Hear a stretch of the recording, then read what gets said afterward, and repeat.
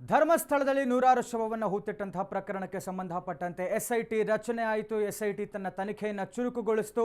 ಸ್ಥಳ ಮಹಾಜರ ಪ್ರಕ್ರಿಯೆ ಮೊನ್ನೆಯಿಂದ ನಡೀತಾ ಇದೆ ಮತ್ತು ನಿನ್ನೆ ಪ್ರಮುಖವಾದಂತಹ ಪ್ರಕ್ರಿಯೆ ಅಲ್ಲಿ ಸಮಾಧಿ ಅಗೆಯುವಂತಹ ಒಂದು ಕೆಲಸವನ್ನು ಆರಂಭ ಮಾಡಿದ್ರು ಎಸ್ಐಟಿ ಅಧಿಕಾರಿಗಳು. ಆದರೆ ಸಮಾಧಿ ಆಗಿದ ನಂತರದಲ್ಲಿ ಅಲ್ಲಿ ಯಾವುದೇ ಥರವಾದಂತಹ ಒಂದು ಶವವಾಗಲಿ ಕಳೇಬರವಾಗಲಿ ಪತ್ತೆಯಾಗಿಲ್ಲ.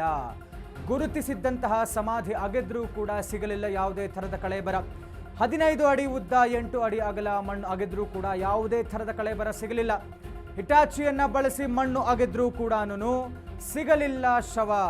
ಸಾಕ್ಷಿಗಳ ಸಿಗಲಿಲ್ಲ, ಮಾರ್ಕಿಂಗ್ ಜಾಗಗಳಲ್ಲಿ ಸಿಗಲಿಲ್ಲ ಯಾವುದೇ ಥರದ ಕಳೇಬರ. ಆತ ಸಾಕ್ಷಿದಾರ 13 ಜಾಗಗಳನ್ನು ಪತ್ತೆ ಹಚ್ಚಿದ್ದ ಎಸ್ಐಟಿ ಅಧಿಕಾರಿಗಳ ಮುಂದೆ ಸ್ಥಳ ಮಹಾಜರ ಪ್ರಕ್ರಿಯೆಯಲ್ಲಿ ಮಾಹಿತಿ ಸಂಗ್ರಹ ಬಳಿಕ ಅರಣ್ಯದಲ್ಲಿ 13 ಕಡೆ ಗುರುತನ್ನು ಮಾಡಿದ್ದ. ಅನಾಮಿಕ ತೋರಿಸಿದಂತಹ ಜಾಗದಲ್ಲೇ ಕಾರ್ಯಾಚರಣೆ ಆಯಿತು. ಆದರೂ ಕೂಡ ಯಾವುದೇ ಥರದ ಒಂದು ಶವವಾಗಲಿ ಕಳೇಬರವಾಗಲಿ ಆ ಒಂದು ಮಾರ್ಕ್ ಮಾಡಿದ್ದಂತಹ ಜಾಗದಲ್ಲಿ ಸಿಗಲಿಲ್ಲ. ಗುರುತಿಸಿದ್ದಂತಹ ಸಮಾಧಿ ಜಾಗದಲ್ಲಿ ಅಗೆದರೂ ಕೂಡ ಕಳೇಬರಗಳು ಸಿಗಲಿಲ್ಲ. ಹಿಟಾಚಿ ಬಳಸಿ ಮಣ್ಣು ಅಗೆದರೂ ಕೂಡ ಸಿಗಲಿಲ್ಲ ಸಾಕ್ಷ್ಯ. ಮಾರ್ಕಿಂಗ್ ಜಾಗಗಳಲ್ಲಿ ಸಿಗಲಿಲ್ಲ ಯಾವುದೇ ಥರದ ಕಳೇಬರ. ಯಾಕೆಂತ ಹೇಳಿದ್ರೆ ಸ್ಥಳ ಮಹಾಜರ ಪ್ರಕ್ರಿಯೆ ಆಗುತ್ತೆ. ನೇತ್ರಾವತಿ ಸ್ನಾನಘಟ್ಟದ ಅರಣ್ಯ ಪ್ರದೇಶದಲ್ಲಿ 3 ಕಿಲೋಮೀಟರ್ ವ್ಯಾಪ್ತಿಯಲ್ಲಿ ನಡೆದಂತಹ ಸ್ಥಳ ಮಹಾಜರ ಪ್ರಕ್ರಿಯೆಯಲ್ಲಿ ಆತನ ಜ್ಞಾಪಕ ಶಕ್ತಿಯ ಮೇಲೆ ಆತ ಎಸ್ಐಟಿ ಅಧಿಕಾರಿಗಳಿಗೆ 13 ಜಾಗವನ್ನು ತೋರಿಸಿದ್ದ. ಆ 13 ಜಾಗಗಳನ್ನು ಮಾರ್ಕಿಂಗ್ ಮಾಡಲಾಗಿತ್ತು. ಇದಾದ ನಂತರದ ಪ್ರಕ್ರಿಯೆ ಇದ್ದಂಥದ್ದು ನಿನ್ನೆ 15 ಅಡಿ ಉದ್ದ 8 ಅಡಿ ಅಗಲ ಮಣ್ಣು ಅಗೆದ್ರೂ ಕೂಡ ಯಾವುದೇ ಥರದ ಶವ ಸಿಗಲಿಲ್ಲ. ಈತ ತೋರಿಸಿದ್ದಂತಹ 13 ಜಾಗಗಳಲ್ಲಿ 1ನೇ ಜಾಗವನ್ನು ನಿನ್ನೆ ಕಾರ್ಮಿಕರನ್ನು ಬಳಸಿ 12 ಜನ ಕಾರ್ಮಿಕರು ಬಂದಿದ್ದರು. ಮ್ಯಾನ್ಯುವಲಿ ಹಾರೆ ಪಿಕಾಸಿ ಗುದ್ದಲಿಗಳನ್ನು ಬಳಸಿ ಅಗೆಯಲಾಯಿತು. ಆಗಲೂ ಕೂಡ ಸಿಗಲಿಲ್ಲ. ಹಿಟಾಚಿಯನ್ನು ಬಳಸಿ ಕೂಡ ಮಣ್ಣನ್ನು ಅಗೆಯುವಂತಹ ಪ್ರಕ್ರಿಯೆ ಆಯಿತು. 4 ಅಲ್ಲ 8 ಅಡಿ ಮಣ್ಣನ್ನು ತೆಗೆದರೂ ಏನೂ ಸಿಗಲಿಲ್ಲ. ಯಾವುದೇ ಥರದ ಶವವಾಗಲಿ ಕಳೇಬರವಾಗಲಿ ಸ್ಕೆಲಿಟನ್ ಆಗಲಿ ಯಾವುದೂ ಕೂಡ ಸಿಗಲಿಲ್ಲ ಅಲ್ಲಿ. ಹೀಗಾಗಿ ಇಂದು ಕೂಡ ಮಣ್ಣು ಅಗೆಯುವಂತಹ ಕೆಲಸವನ್ನು ಮುಂದುವರಿಸ್ತಾ ಇದ್ದಾರೆ. ದೂರುದಾರನನ್ನು ಎದುರು ನಿಲ್ಲಿಸಿಕೊಂಡೇ ಮಣ್ಣು ಅಗೆಯುವಂತಹ ಪ್ರಕ್ರಿಯೆಯನ್ನು ಮುಂದುವರಿಸ್ತಾ ಇದ್ದಾರೆ ಎಸ್ಐಟಿ ಅಧಿಕಾರಿಗಳು. ಇವತ್ತು ಕೂಡ ನಡೀತಾ ಇದೆ ಸಮಾಧಿಯನ್ನು ಅಗೆಯುವಂತಹ ಕಾರ್ಯ. ಕಾರ್ಮಿಕರನ್ನು 3 ತಂಡಗಳಾಗಿ ವಿಂಗಡಿಸಿದ್ದಾರೆ ಎಸ್ಐಟಿ ಅವರು. ತಹಶೀಲ್ದಾರ್, ಪಂಚರು ಮತ್ತು ಕಾರ್ಮಿಕರನ್ನು ನಿಯೋಜನೆ ಮಾಡಲಾಗಿದೆ. ಕಾರ್ಮಿಕರ ಮೂಲಕ ಸಮಾಧಿಯನ್ನು ಅಗೆಯೋದಕ್ಕೆ ನಿರ್ಧಾರವನ್ನು ಮಾಡಲಾಗಿದೆ. ಅಸ್ಥಿಪಂಜರಕ್ಕೆ ಹಾನಿ ಆಗಬಿಡುತ್ತೆ ಅನ್ನುವಂಥ ಸಾಧ್ಯತೆ ಇರುವಂಥ ಹಿನ್ನೆಲೆ JCBಯನ್ನು ಬಳಕೆ ಮಾಡೋದಕ್ಕೆ ಬ್ರೇಕ್ ಹಾಕಲಾಗ್ತಾ ಇದೆ. ದೂರುದಾರ ಗುರುತಿಸಿದಂತಹ 2ನೇ ಸ್ಥಳವನ್ನು ಅಗೆಯುವಂತಹ ಕಾರ್ಯ ಇವತ್ತಾಗ್ತಾ ಇದೆ.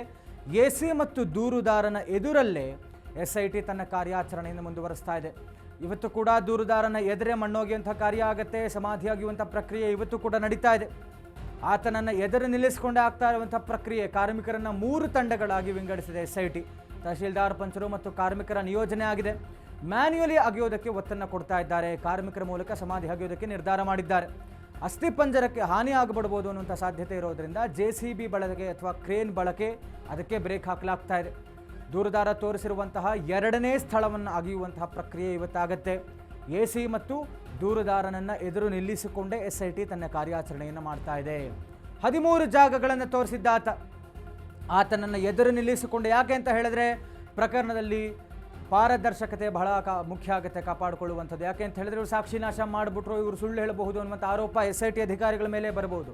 ಹೀಗಾಗಿ AC ಅಸಿಸ್ಟೆಂಟ್ ಕಮಿಷನರ್ ಮತ್ತು ದೂರುದಾರನನ್ನು ಎದುರುಗಡೆ ನಿಲ್ಲಿಸಿಕೊಂಡೇ ಇವರು ಒಂದು ಪ್ರಕ್ರಿಯೆಯನ್ನು ಮಾಡ್ತಾ ಇರುವಂಥದ್ದು. 13 ಜಾಗಗಳಲ್ಲಿ 1ನೇ ಜಾಗವನ್ನು ನಿನ್ನೆ ಅಗೆಯಲಾಯಿತು. 4 ಅಲ್ಲ 8 ಅಡಿ ಅಗೆಯಲಾಯಿತು. ಕಾರ್ಮಿಕರನ್ನು ಬಳಸಿದ್ರು, ಹಿಟಾಚಿಯನ್ನು ಕೂಡ ಬಳಸ್ಕೊಂಡಿದ್ರು. ಆದರೆ 1ನೇ ಜಾಗ ಈತ ತೋರಿಸಿದಂತಹ ಜಾಗದಲ್ಲಿ ಯಾವುದೇ ಥರದ ಶವ ಅಥವಾ ಕಳೇಬರ ಪತ್ತೆ ಆಗಿಲ್ಲ. ಹೀಗಾಗಿ ಇವರ ಕಾರ್ಯಾಚರಣೆ ಮುಂದುವರಿತಾ ಇದೆ. ಇವತ್ತು ಆತ ತೋರಿಸಿರುವಂತಹ 2ನೇ ಜಾಗದಲ್ಲಿ ಸಮಾಧಿಯನ್ನು ಅಗೆಯುವಂತಹ ಕೆಲಸವನ್ನು ಮಾಡಲಾಗುತ್ತೆ. ಎಲ್ಲೋ ಒಂದು ಕಡೆ ಹಿಟಾಚಿ ಅಥವಾ JCBಯನ್ನು ಬಳಸಿದ್ರೆ ಕಳೇಬರ ಇನ್ ಕೇಸ್ ಇದ್ದರೆ ಅದಕ್ಕೆ ಹಾನಿಯಾಗುವಂತಹ ಸಾಧ್ಯತೆ ಇದೆ ಅನ್ನುವಂತಹ ಕಾರಣಕ್ಕೆ ಮ್ಯಾನ್ಯುಯಲಿ ಅಗೆಯೋದಕ್ಕೆ ಒತ್ತನ್ನು ಕೊಡ್ತಾ ಇದ್ದಾರೆ. ಅಂದರೆ ಕಾರ್ಮಿಕರನ್ನು ಈಗಾಗಲೇ ನಿಯೋಜನೆ ಮಾಡಲಾಗಿದೆ ಧರ್ಮಸ್ಥಳ ಗ್ರಾಮ ಪಂಚಾಯಿತಿಯಿಂದ. ಹೀಗಾಗಿ ಮ್ಯಾನ್ಯುಯಲಿ ಅಗೆಯೋದಕ್ಕೆ ಇವರು ಒತ್ತನ್ನು ಕೊಡ್ತಾ ಇದ್ದಾರೆ. ಡೀಟೇಲ್ಸ್ ಕೊಡ್ತಾ ಹೋಗ್ತಾರೆ. ಲೈವ್ನಿಂದ ನೇರ ಸಂಪರ್ಕದಲ್ಲಿ ಜಾಯ್ನ್ ಆಗ್ತಾ ಇದ್ದಾರೆ ನಮ್ಮ ಪ್ರತಿನಿಧಿ ಬಸವರಾಜು. ನಿನ್ನೆಯ ಒಂದು ಪ್ರಕ್ರಿಯೆ ಬಹುಮುಖ್ಯವಾಗಿತ್ತು. ಸಮಾಧಿ ಅಗೆಯುವಂತಹ ಒಂದು ಪ್ರಕ್ರಿಯೆ SIT ಅಧಿಕಾರಿಗಳು ಮಾಡಿದಂಥದ್ದು. ಈತ ಸಾಕ್ಷಿದಾರ 13 ಜಾಗಗಳನ್ನು ತೋರಿಸಿದ್ದ. 13 ಜಾಗಗಳಲ್ಲಿ 1ನೇ ಜಾಗವನ್ನು ಅಗೆಯುವಂತಹ ಕೆಲಸ ಆಯಿತು. ಕಾರ್ಮಿಕರನ್ನು ಬಳಸಿಕೊಂಡು ಜೊತೆಗೆ ಹಿಟಾಚಿಯನ್ನು ಕೂಡ ಬಳಸಿಕೊಂಡು ಅಗೆಯುವಂತಹ ಪ್ರಕ್ರಿಯೆ ಆಯಿತು. 4 ಅಲ್ಲ 8 ಅಡಿ ಆಗಿದ್ರು ಕೂಡ ಅಲ್ಲಿ ಯಾವುದೇ ಥರದ ಶವ ಪತ್ತೆ ಆಗಿಲ್ಲ. ಹಾಗಾದರೆ ಈಗ 2 ಪ್ರಶ್ನೆ ಬರ್ತಾ ಇದೆ. ಒಂದು, ಈತ ಹೇಳ್ತಾ ಇರುವಂಥದ್ದು ಸುಳ್ಳ ಅಥವಾ ಜ್ಞಾಪಕ ಶಕ್ತಿ ಕಳ್ಕೊಂಡಿದ್ದಾನ ಅನ್ನುವಂಥದ್ದು.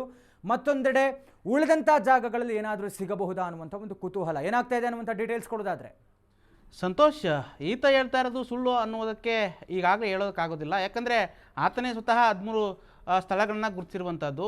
ಆ 13 ಸ್ಥಳಗಳಲ್ಲಿ ಯಾವುದಾದ್ರೂ 1 ಅಥವಾ 2 ಕಡೆ ಸಿಕ್ಕರೆ ಅದು ಸರ್ವೇ ಸಾಮಾನ್ಯವಾಗಿ ಧರ್ಮಸ್ಥಳದ ಮೇಲೆ ಒಂದು ಕಪ್ಪು ಚುಕ್ಕೆ ಅಂತಲೇ ಹೇಳಬೇಕು. ಯಾಕಂದರೆ ಆತ ಅಲ್ಲಿ ನದಿಯ ದಡದ ಮುಂದೆ ತೋರಿಸಿರೋದ್ರಿಂದಾಗಿ 1ನೇ ಪಾಯಿಂಟು, ಅಲ್ಲಿ ಸಾಕಷ್ಟು ಡೆವಲಪ್ಮೆಂಟ್ ಆಗಿರುವಂಥದ್ದು. ಇತ್ತೀಚೆಗೆ ದಿನಗಳಲ್ಲಿ ಕೂಡ ಅಲ್ಲಿ ಸಾಕಷ್ಟು ರೀತಿಯಾದಂಥ ಕಾಮಗಾರಿಗಳಾಗಿರ್ಬೋದು ಅವು ಕೂಡ ಅಲ್ಲಿ ನಡೆದಿರುವಂಥದ್ದು. ಹಾಗಾಗಿ ಅದು ಹೆಚ್ಚು ಕಡಿಮೆ ಕೂಡ ಆಗಿರುವಂಥ ಸಾಧ್ಯತೆ ಕೂಡ ಇರುವಂಥದ್ದು.